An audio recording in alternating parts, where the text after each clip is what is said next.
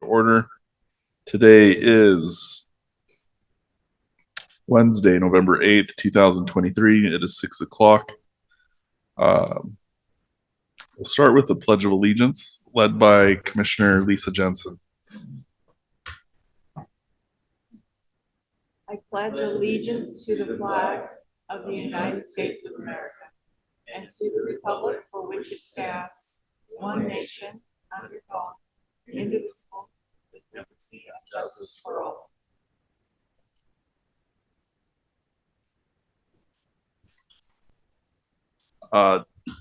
Just a quick announcement. Item number 4 will be heard before the City Council on next Tuesday, November 14th, unless otherwise continued. As I said before, we'll do a roll call. We'll start with Commissioner Hill. Please state your name and if you have any conflicts.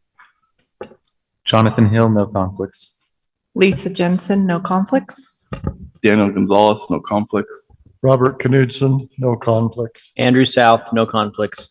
Barbie DeSoto, no conflicts. All right. Although this is a public hearing, only the presenters and those invited by the commission may speak or ask questions unless otherwise invited by the chair.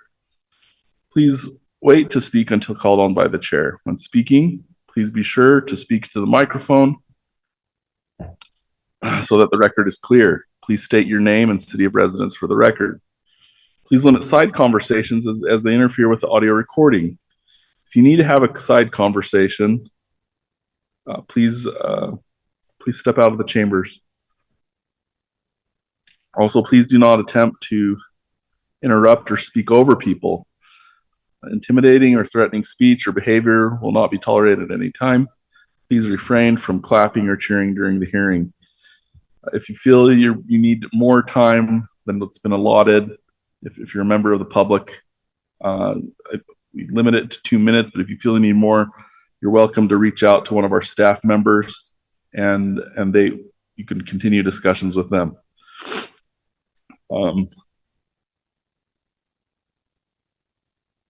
I'll begin by reading item number 1 into the agenda. Development Services requests the adoption of the Hillsides and Canyons Plan to support the 2023 general plan. It's a citywide application, and a member of staff will be presenting.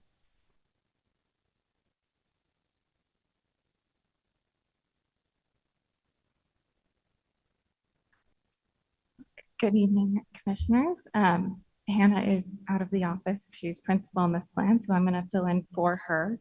That being said, if you had reached out to her over the last week or so with any questions or suggestions, I won't have seen that, so they won't be addressed in this presentation, but please feel free to bring them up during this time. Between Planning Commission and now, or study session 2 weeks ago and now, have you had any additional questions or concerns regarding the Hillsides and Canyons Plan? We'll check. And just for the record, can you remind us your name for the record? Jessica Donahue. Okay, thank you, Jessica. If not, I'll just go through a brief refresher of the slides and feel free to jump in with any questions. Thank you.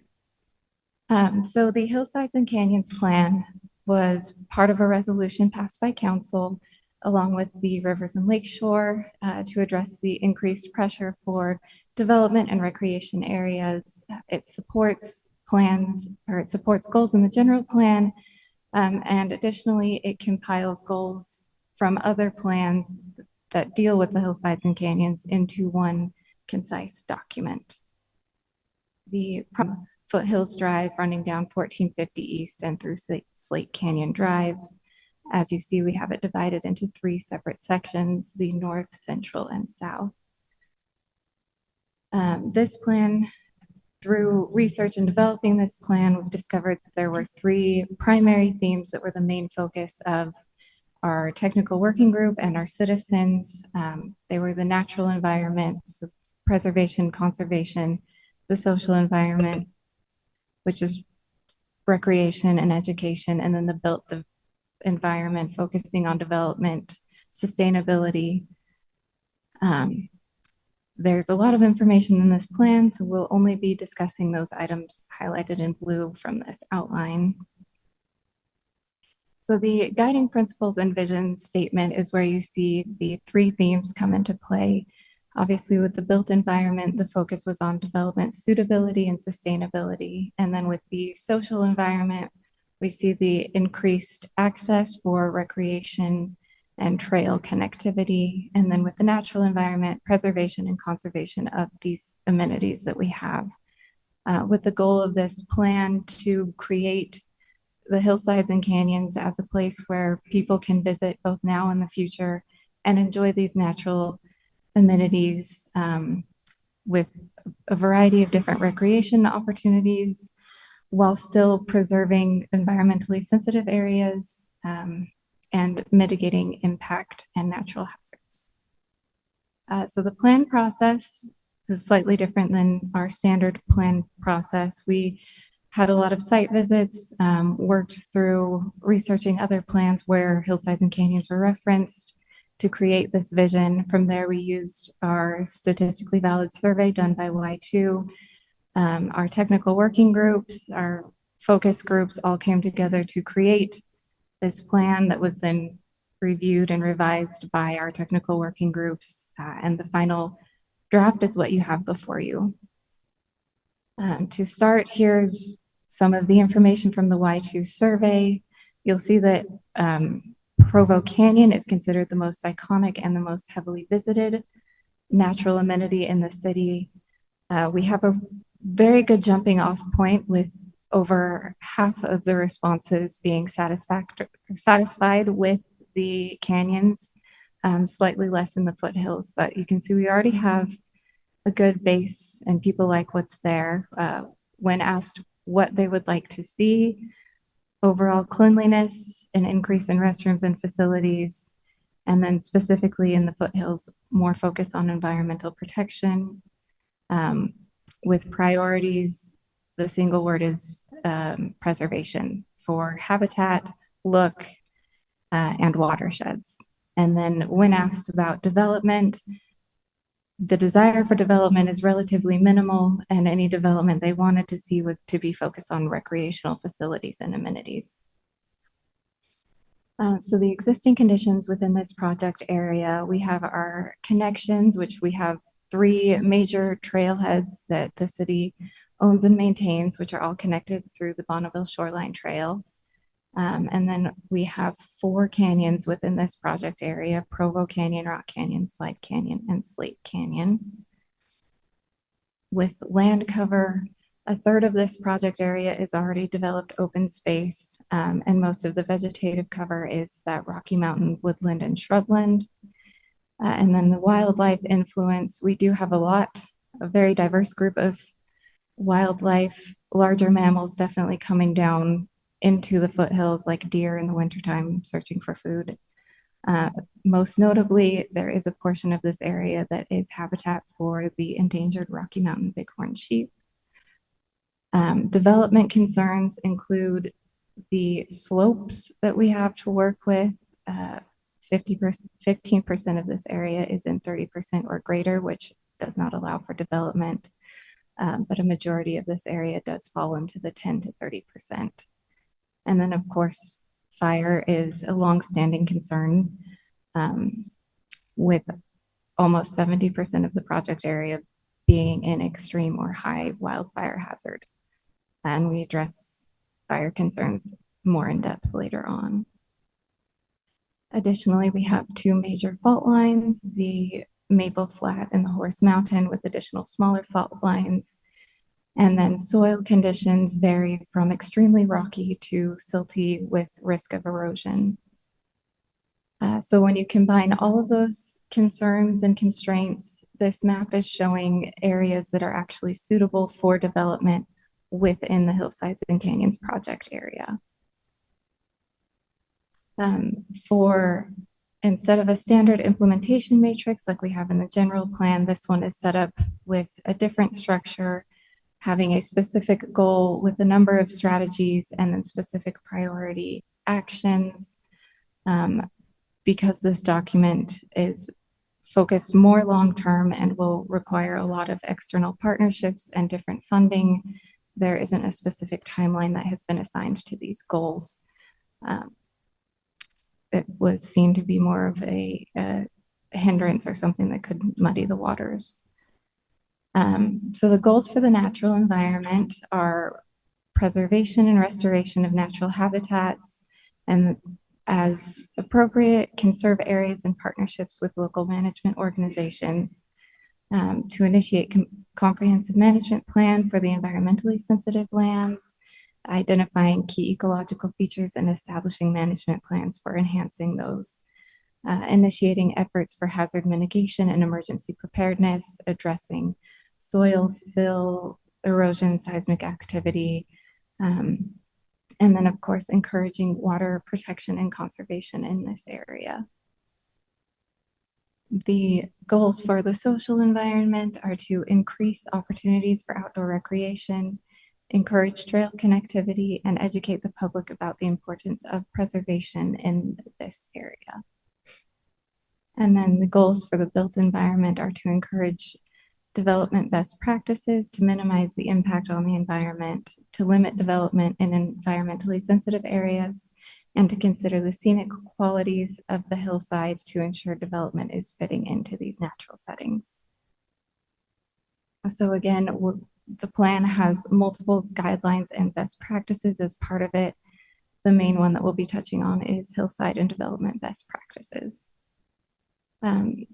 So this plan recommends conducting a site assessment in our critical hillside and other suspected sensitive areas, ensuring that we have accurate information about geological hazard, erosion risk, and other features such as natural features, wildlife habitat that it could be affecting, topography, vegetative cover, designing for sustainability, which is already a priority, to minimize the environmental impacts, to consider native and low water plant for water conservation.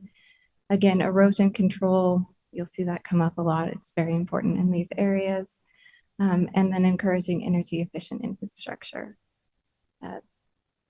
We have the option to explore more than one layout for any given lot or development. One of the recommendations is to ensure that we've looked at the options for developing in an area and that what is being proposed is the most effective use with the least amount of impact on the natural environment.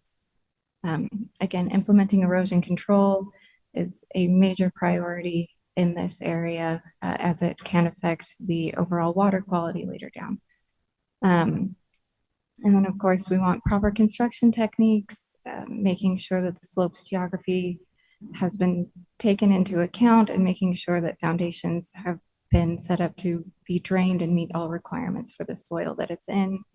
We want to ensure hazard mitigation, especially fires, but additionally landslide, rockfall, other hazards that are just natural to this area.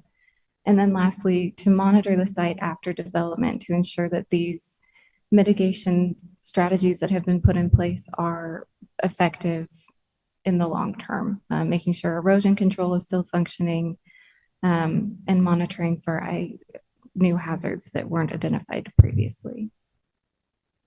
Lastly is the implementation suggestions. Within these 5 specific areas, they came up with opportunities for creating, you'll see mountain biking come up as the #1 requested new amenity. We have a lot of people around here who enjoy mountain biking and want somewhere to practice their skill set, and we have a lot of hikers who would enjoy not having mountain bikers on their trails. With Provo Canyon specifically, there's the addition of the gravel pit and addressing that through a task force to ensure that its use, either restoring or repurposing, it's the best use for that sensitive area. And then again, in the Rock Canyon Trailhead, the Slate Canyon Trailhead, and the Kive Peak Outdoor Recreation Area, the main focus is just improving or expanding upon amenities there. Better bathrooms, better lighting, adding better surfacing to trails. Any questions?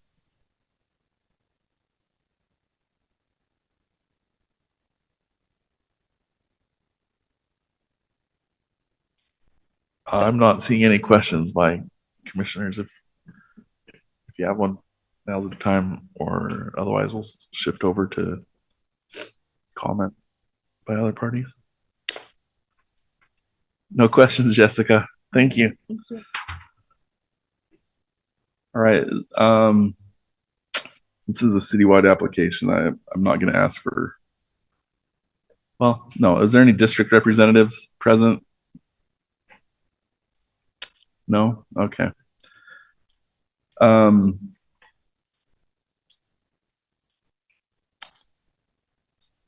go ahead and open this to public comment, the public hearing portion of the meeting.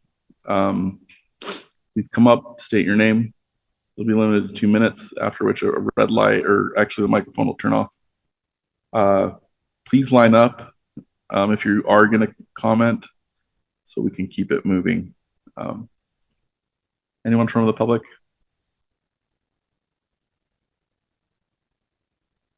Seeing none, we will close the public comment or public hearing portion of the item. Commissioners, this is our chance to discuss.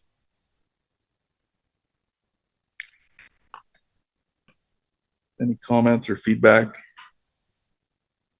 Andrew? I just think from the study session that we had a couple weeks ago, it was there were very few comments. I mean, it's obviously been well vetted and lots of great insights, and I think I'm personally really excited about it. Go ahead, Commissioner Johnson. That same comment, basically, but this is something that council asked for, and it's been reviewed so many times, and I'm ready to turn it over to them to make a final decision. I think it's exciting to have a document that sort of pulls the relevant things together for an area. Okay, I'm looking at a lot of heads nodding. Does anyone want to bring forth a motion? Commissioner Knudsen.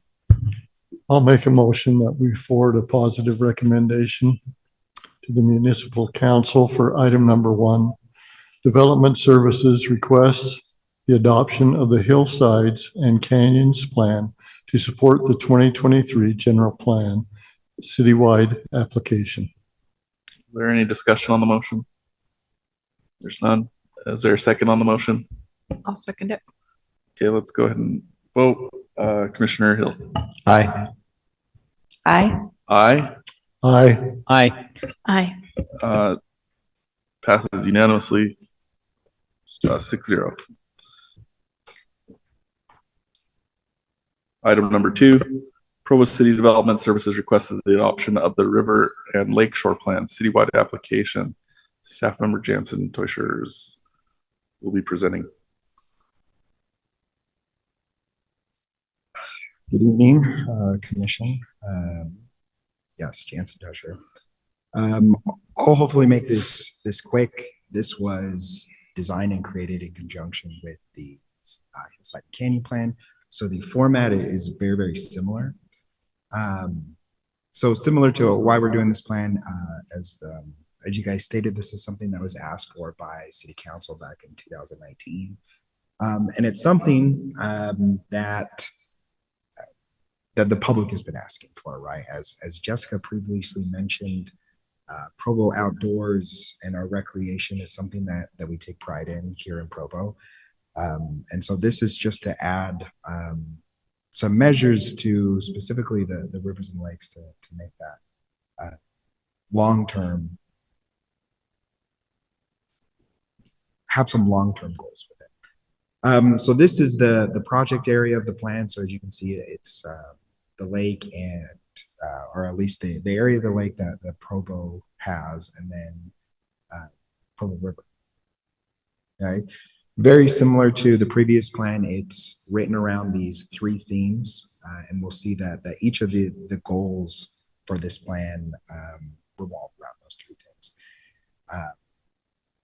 We'll go through. So very similar, as Jessica was talking about with the Hillside and Canyons.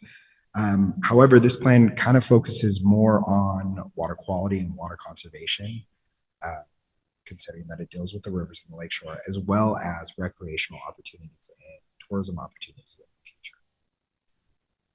future. So very similar in that survey that we used for the general plan, again, it mentions, Provo River and the lake as top features that Provo residents visit monthly. So this again is just to help solidify and to conserve some of those areas. Now in the plan, it does go over some existing conditions. One of the biggest problems that we see in the future is, as we can see on the one that's on the left-hand side, is ownership is a big issue in Provo. Of the project area, only 22% is actually currently owned by Provo. However, there are some opportunities in the future if with dealing with the state or with private residents that we can make some of these improvements for the goals. It goes through other existing conditions where it talks about connectivity and the river and lake hydrology and stuff like watershed as well as ecology. But ultimately, it comes with this final map that talks about the areas that are in that light brown color are areas that are suitable for future development into, and we use the word development not necessarily to mean actually something, but in ways to accomplish our goals. So very similar, it's set into these natural, it's set into these three kind of categories. When we talk about the natural one, it mostly is focusing on water quality and water management, habitat restoration, stuff like that. The social environment is mostly about the recreational opportunities along the lake and the river. What else we can do for trail improvements, as well as educational opportunities that we can use as well. And then finally, you have that built environment, and this is for the what are some potential future development that we could see in the area, as well as some tourism and conservation efforts that we can see as well. These are kind of again, it's broken down to those guidelines and best practices. These are kind of the themes that are addressed in those best practices as we give those goals, and then here are some ways to accomplish them.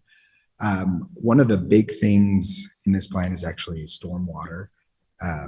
And so one of the heavy ones that we talk about are actually best practices for dealing with and upgrading our stormwater, as well as what are some water-wise practices, as we can see. Both of those are very important to Provo residents, as well as long-term survivability for Provo. It's very important that we deal with these two issues as well.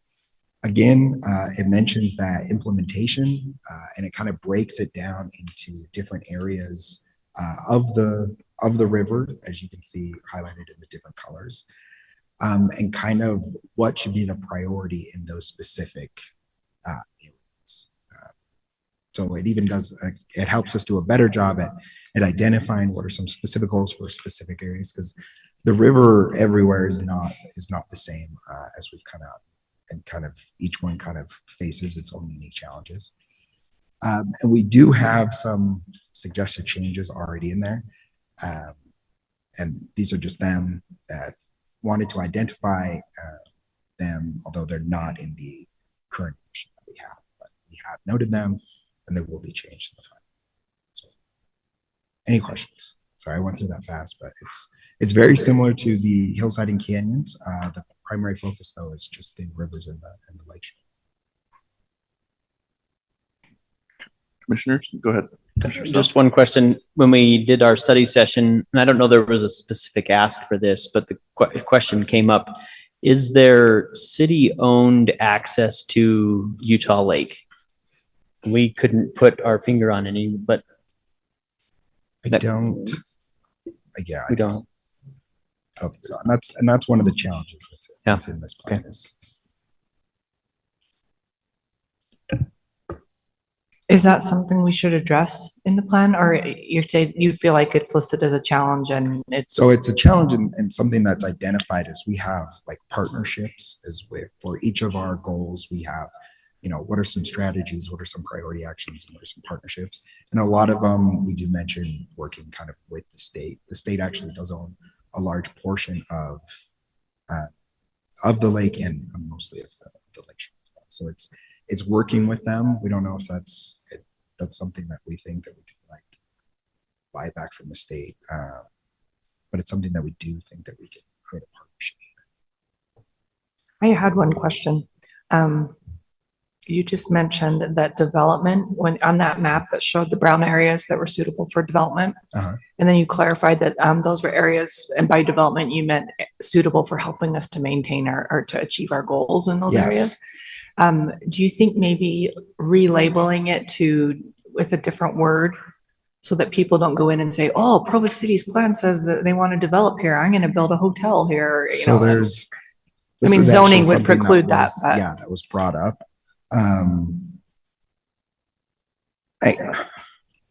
So I'm trying to think, there's either that change is going to happen where we're going to change the word develop, or there's going to be one of the appendices that they're creating is like a word glossary. That would be And useful. develop is going to be not necessarily actual like physical development. But Right. it could be like open space development, stuff like that. Because you're right, it can be confusing when we've had that comment before. We don't want, because we talked about the balance between preserving the natural environment in these Yeah. rivers and lake shores versus encouraging tourism, and those two things are competing interests, and you don't Exactly. want your word choices on your maps to mislead somebody one way or the other. Exactly. Yeah. Okay, that was my only new thought. Maybe something like built environment limitations. Yeah, and I think that that's something that they're, and it's a good, because I'm trying to remember off the top of my head if they're going to change the word or if they're going to do the glossary. But I think it probably, even if they're going to do the glossary, it's probably better to clarify the term a little bit better. Even just in your labeling on the map, whether it's in a Yes. glossary or Yeah. it's renamed or not, just, where it says development, parenthetically, you could say areas suitable for So it achieving our goals or Yeah, something. I like says how you it- worded it. says it in the text, but you're right. If people are mostly, they're going to look to the map first, and if it's like, oh, developable, let's build a giant hotel. So you're right. It could be clarified better, and we'll make sure that happens. And obviously, someone who's a savvy developer is going to be familiar with the fact that the zoning does not allow a giant hotel there. I just feel like we may Still. as well make it as clear Yeah, as possible. Cut it off before it becomes a problem. Absolutely.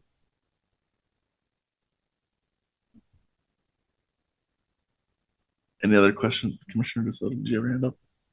No. All right. I've not seen any other questions, Jansen. Thank you. Thank you. Okay, any district representatives like to speak on this? Seeing none, we'll go ahead and open up the public hearing portion of this item. Please come up, state your name. You'll have 2 minutes. Not seeing anyone come up for item number 2. We'll go ahead and close the public hearing portion. Commissioners, any discussion? I have the same comment as last one, that this has been gone through a million times. I'm sure there's still typos and whatever, but the substance of it is something that I am excited about and ready to let the council look at it. I'm seeing head nodding by everybody. Does anyone else have a comment they want to put in? Okay. I'll entertain motions.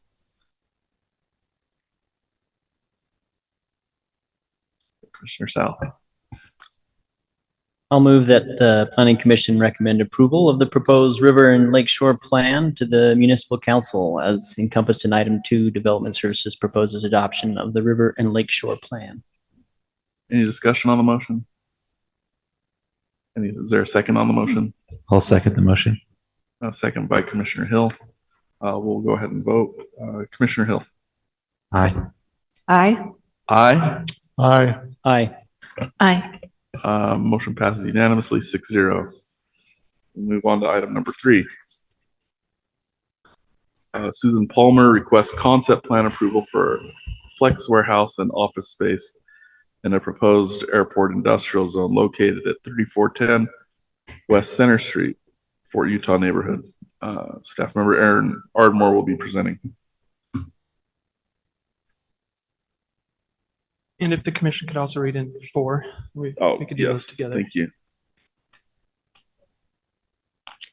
Item number 4, Susan Palmer requests a zone map amendment from the A110 zone to the airport industrial zone in order to develop a flex industrial park located at approximately 3410 West Center Street, Fort Utah neighborhood. Mr. Ardmore. Appreciate that. All right, so this commission has seen this property before. If you recall, in 2022, we were here to amend, it was changed to airport-related designation in anticipation of development like this. So a little bit more on the history there. Since that time, where those two properties were working together, have since advanced in their concept plan and their rezone application, and that's what's before you tonight. You also notice a piece up in the north corner, property manager, and doing everything that needs to be done to tie that in. As it's a landlocked parcel, this was the only really realistic tie, as you can come off Lakeview Parkway there near the agricultural zone. And the request is to bring it into airport industrial. We've gone over the general plan. The support for this from staff, from economic coming, this is the type of development that we're anticipating out near the airport. So that specifically, it's one of the key things that we tried to make sure happened on this was addressing the river. As you just saw the Rivers and Lakeshore Plan, not put a giant fence and a parking lot against it, but leave some open space, recreational space against that. They've done that with this concept. You can see some specific areas there, and then a looping trail through the development. That was important to staff to make sure that was included. Another thing to kind of future looking is engineering staff wanted to make sure that there was connections to the west someday, that property, so there could be some internal movement without kind of jumping back into Center Street.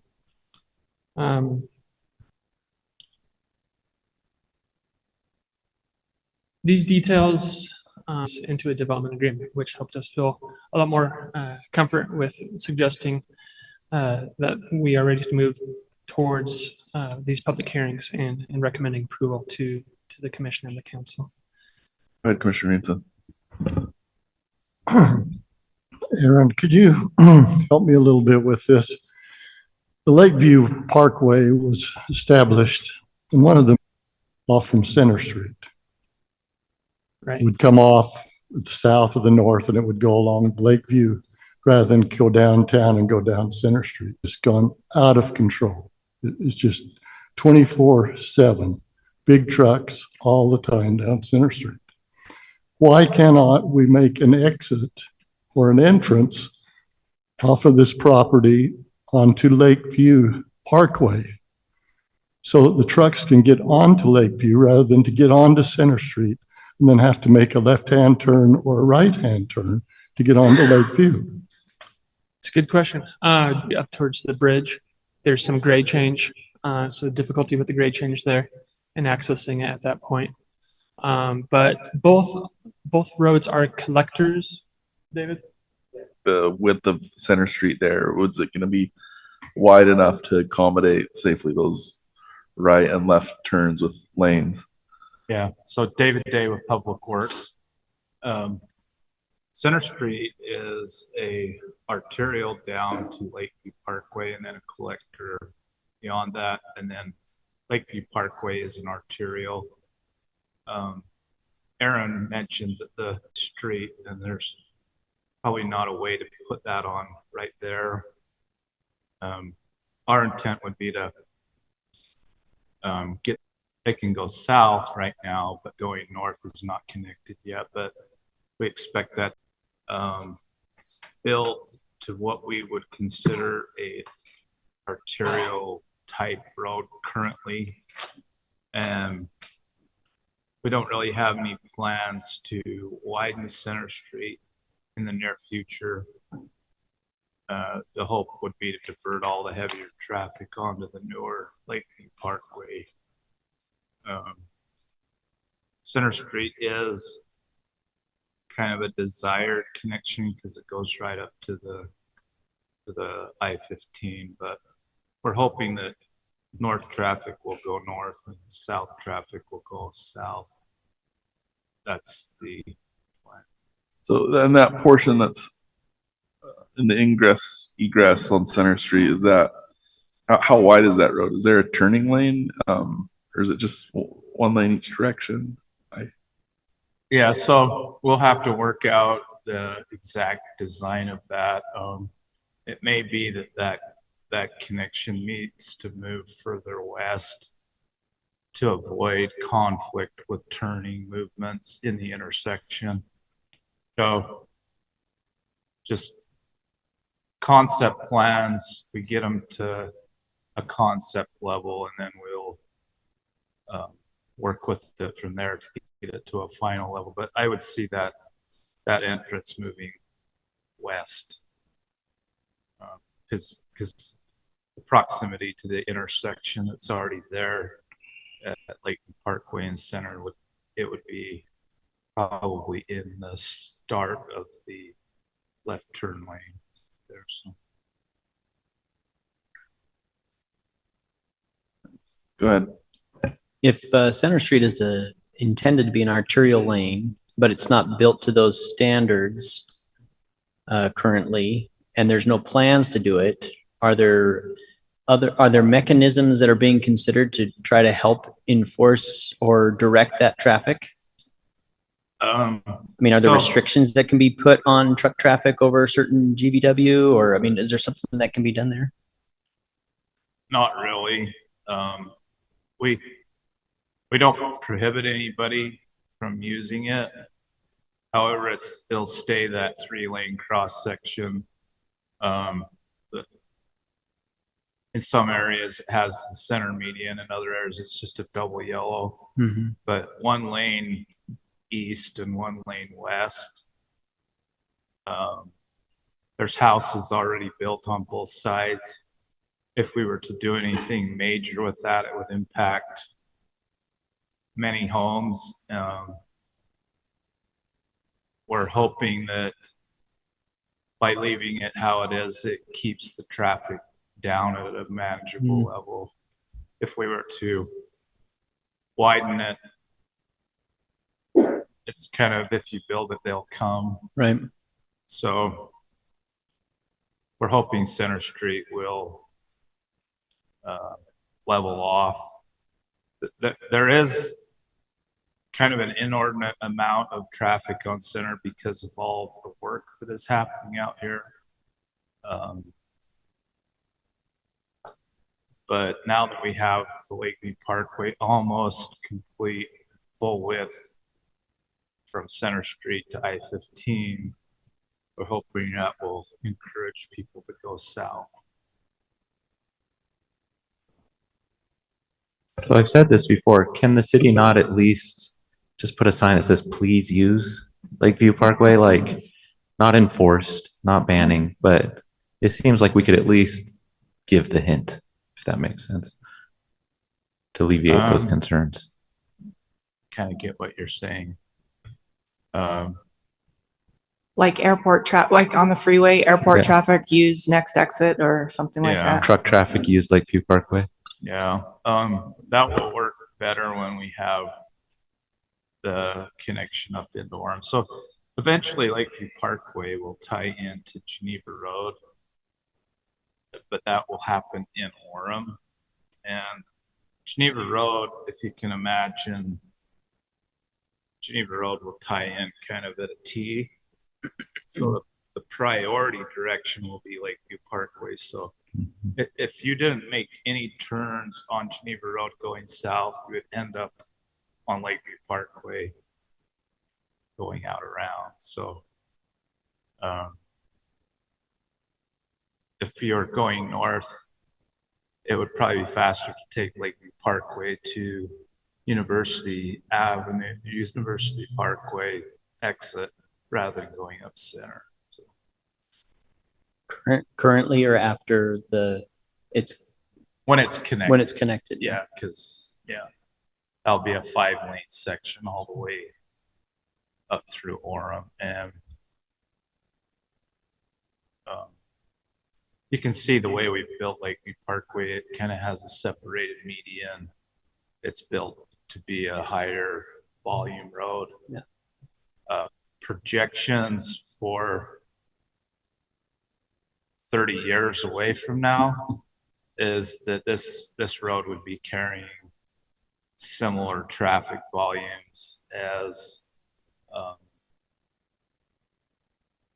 probably Fifth West.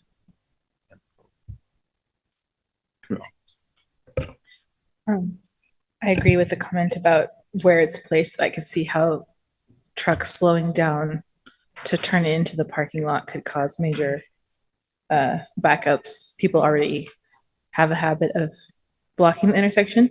So yeah, I think that I know you said it's just a concept, but I just wanted to make note. I think that's something. I had a question though about the parking. This is supposed to be a warehouse. Is this the standard amount of parking that is required? Because it seems like a lot. It seems almost more like a shopping center or an office building rather than a warehouse. So this concept does show more than what the code would require. They're showing about, 24 more spaces, so a little bit more than what you'd require. So this is flex office industrial warehouse. So there could be some users that have a number of employees, and we want to try to bet on that side of it rather than have a parking problem.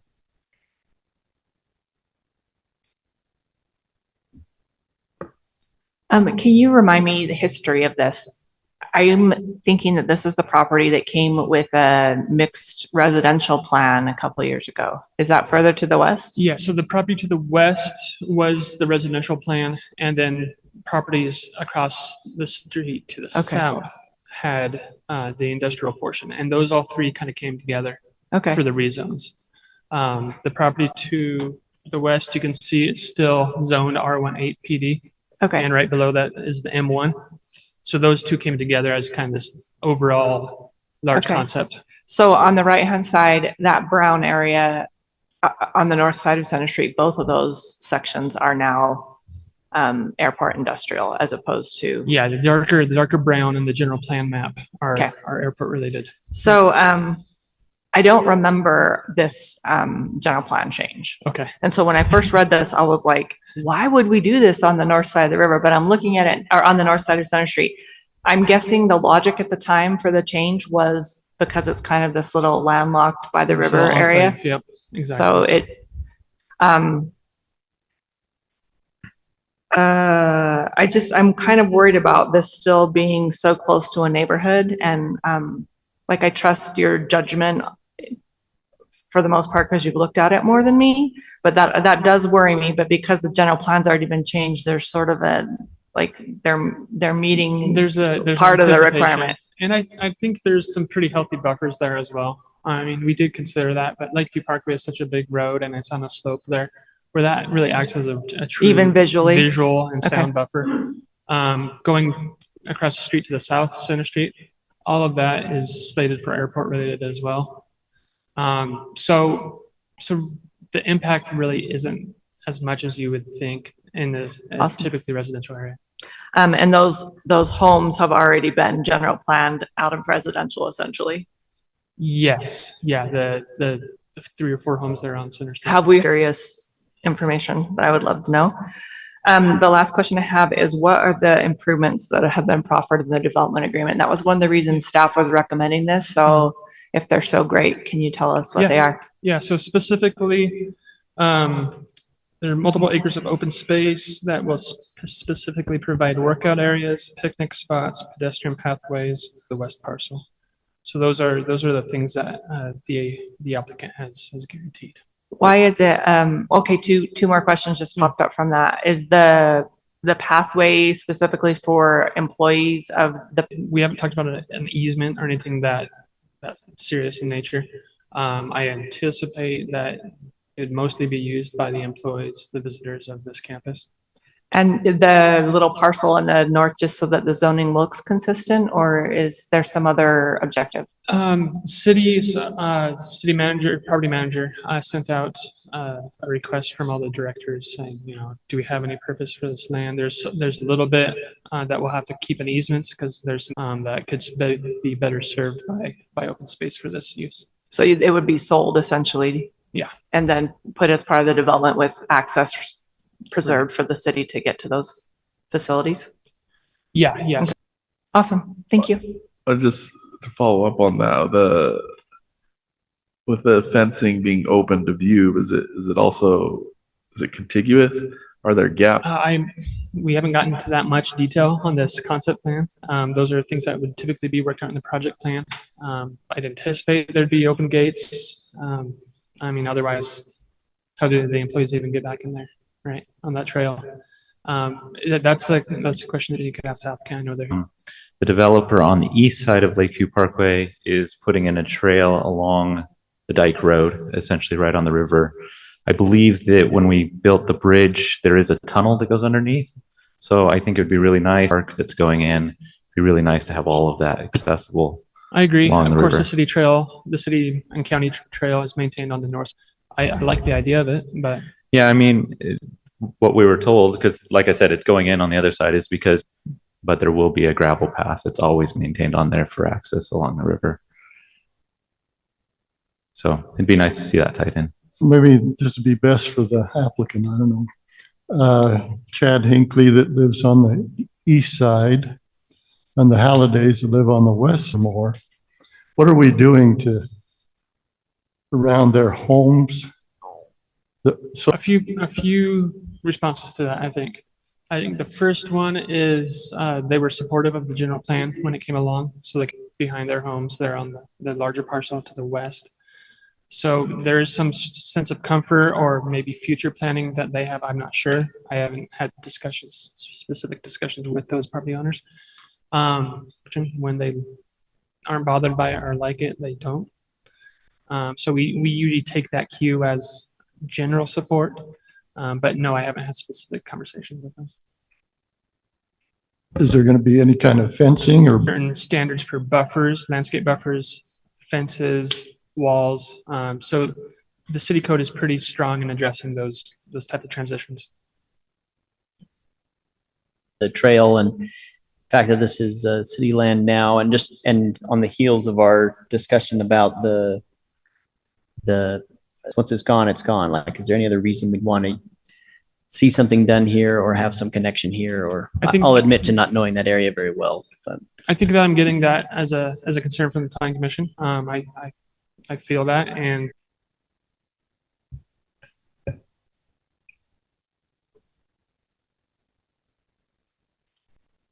I'm not seeing any other questions for you, Mr. Ardmore. okay, thank you. Thanks. We'll go ahead and sorry. Is Susan Palmer or her representatives here? Please note you'll have 15 minutes for your presentation. We need to come forward at the time. Go ahead.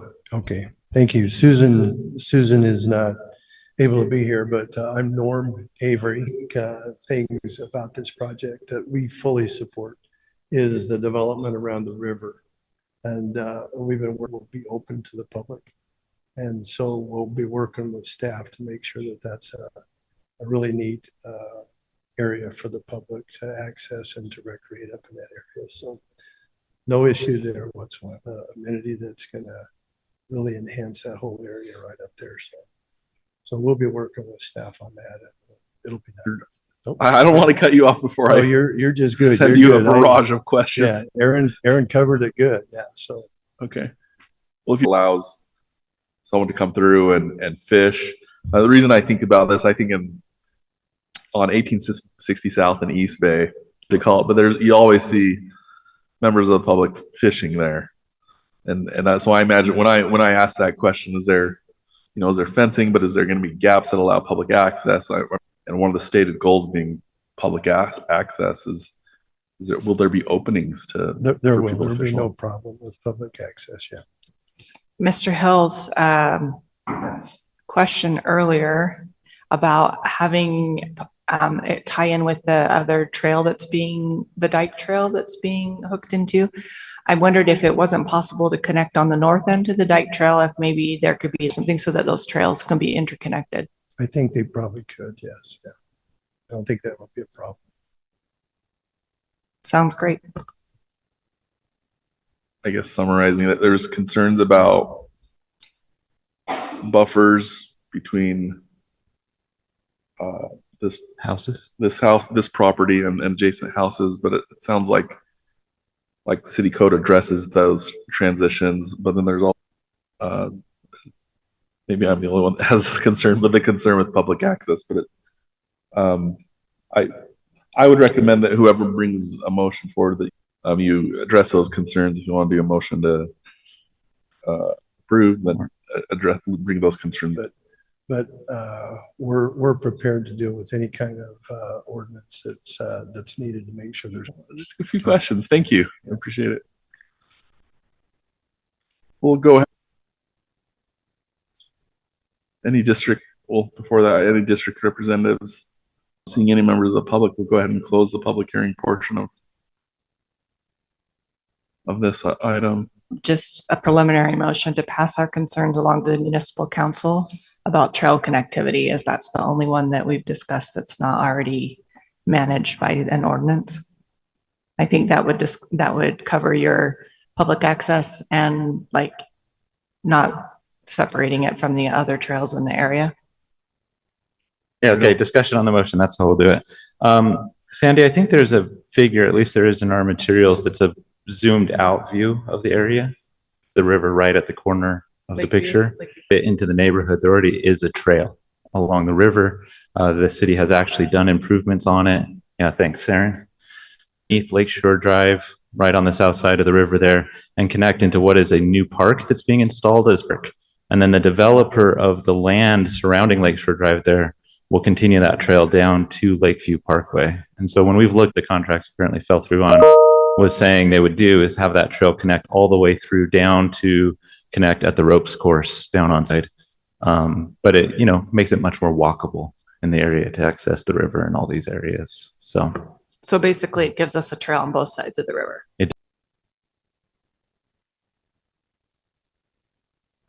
I don't think that changes my motion. It still covers it. It's just more information. Right.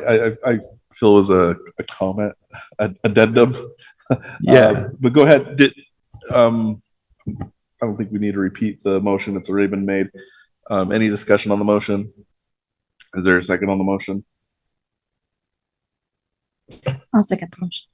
Okay, we'll go ahead and vote on it. Did you? Yeah, you made the motion. Yeah. Start with Commissioner Hill. Aye. Aye. Aye. Aye. Aye. Aye. All right. Item number 3 passes.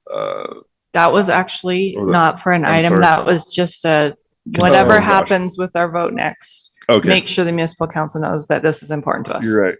Right? Correct. Thank you. But I'm willing to make a motion for item 3 if we're at that point. Ready for a motion on item number 3? It looks like it. Go ahead, Commissioner Johnson.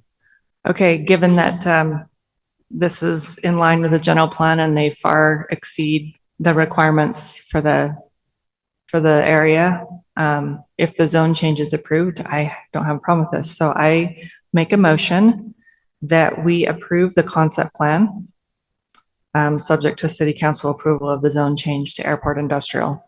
For item number 3, Susan Palmer requests concept plan approval for flex warehouse and office space in a proposed airport industrial zone located at 3410 West Center Street in the Fort Utah neighborhood. Discussion on the motion. Is there a second on the motion? I'll second. We'll go ahead and vote. Commissioner Hill. Aye. Aye. Aye. Aye. Aye. Aye. A motion passes 6-0. Item number 4. Does anyone want to bring forth a motion on item number 4, zone map amendment?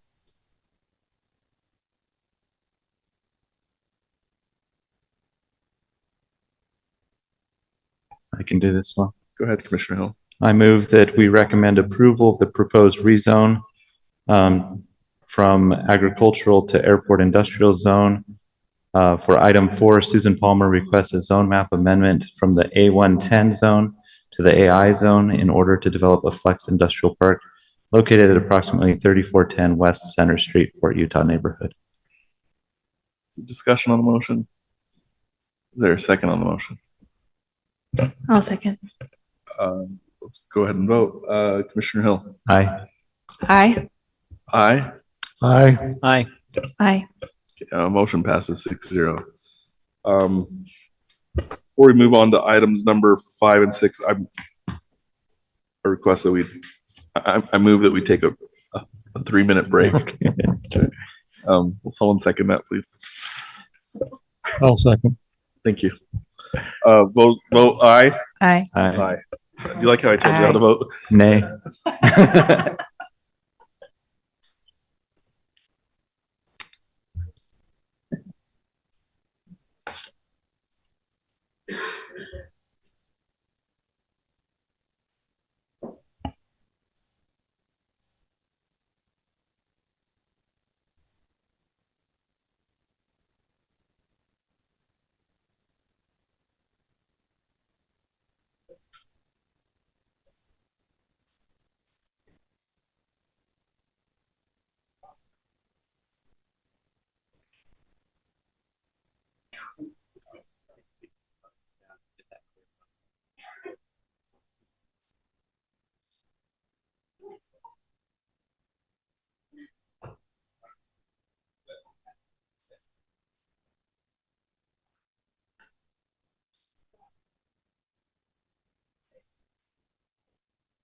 Yeah, I think we have to stay there.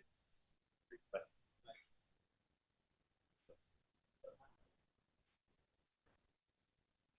Same thing, they can just say.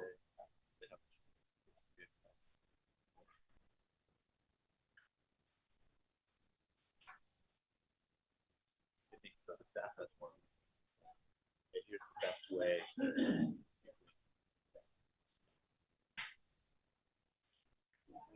Now, Robert, I don't know if you remember when we looked at this. Remember when we looked at this extensively? So Bill Pepper was great. So that's where the trail like through.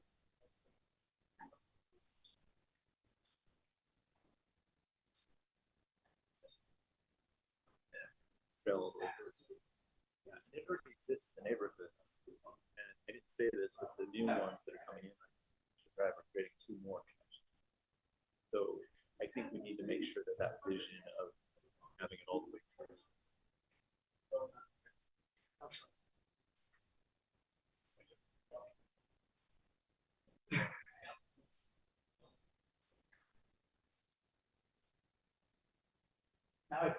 Yeah. For our discussion, the trick is they can't say great deal. They say you need to make me feel comfortable. Really great, thank you for saying that I'll do it. Great, that's awesome. Can you guarantee it to me?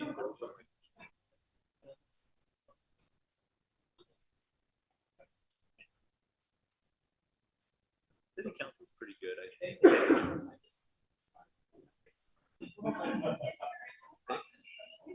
I think staff's pretty good at expressing concerns.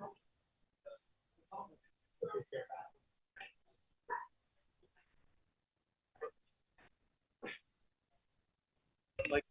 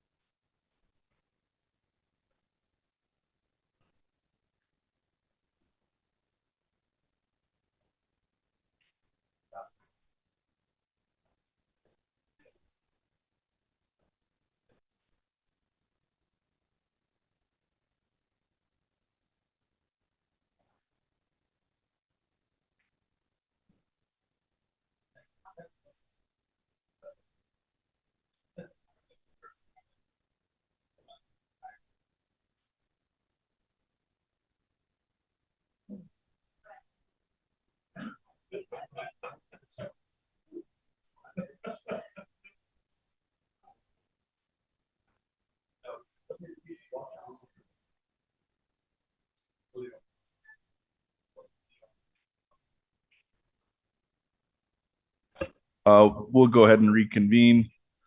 Back on the clock. Item number 5, Tate Murphey requests concept plan approval for 2 new detached single-family homes with accessory dwelling units in a proposed LDR zone located at 963 West, 500 North, Dixon neighborhood.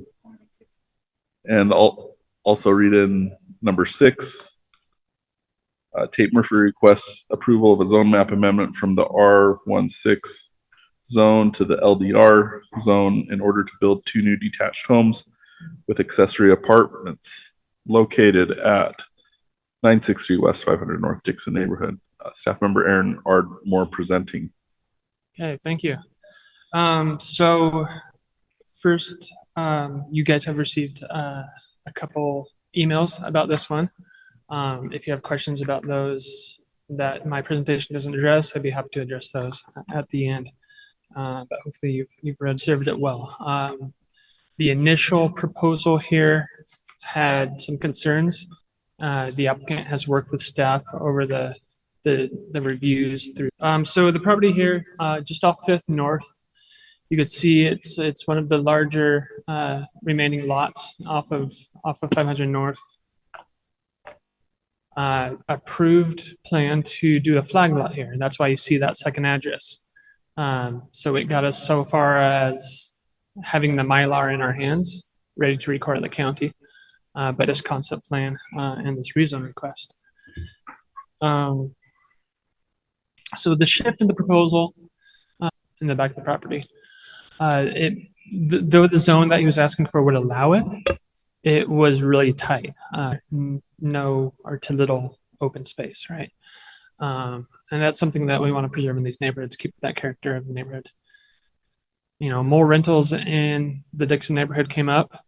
The idea of incentivizing owner occupancy would be used that way.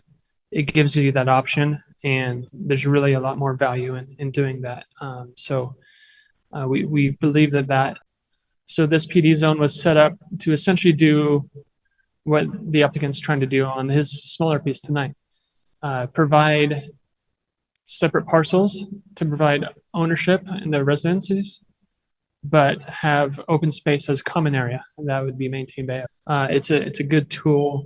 It's a good application of the LDR